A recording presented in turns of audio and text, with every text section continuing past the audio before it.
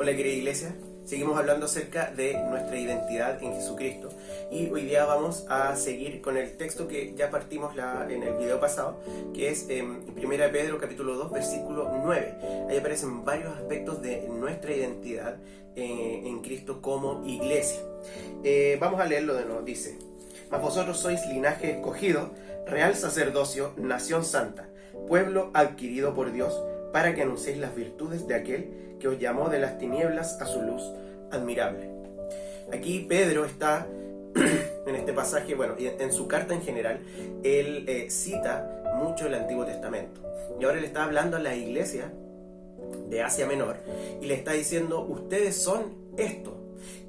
Todos estos aspectos, y esto él lo está citando de Isaías, está citando de Éxodo 19, y particularmente esta parte de real sacerdocio y la nación santa, está citando Éxodo 19, que es donde Dios hace un pacto, el pacto mosaico, el pacto con Moisés y con el pueblo de Israel, ahí en el Sinaí, después de haberlos rescatado de Egipto. Por lo tanto, lo que Pedro está diciendo es que la iglesia, tú y yo, si es que creemos en Cristo, tú y yo y formamos parte de la iglesia, tú y yo entonces ahora somos aquello que Dios le dijo al pueblo de Israel que Él iba a formar con ellos, un pueblo de sacerdotes reales. Y esto es tremendo, porque ahora nosotros como iglesia somos entonces el real sacerdocio. ¿Y qué quiere decir que seamos real sacerdocio? Bueno, los sacerdotes eran quienes representaban frente a Dios al pueblo.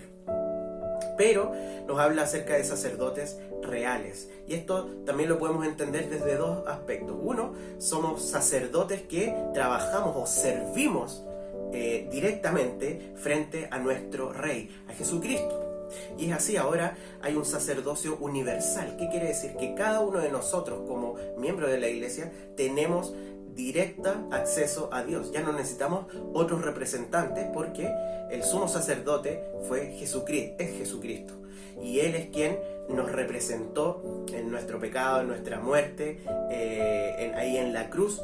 Él nos representó, y por eso que ahora nosotros tenemos acceso directo en nuestro Padre. Por lo tanto, nosotros servimos directamente al Rey y somos sacerdotes reales.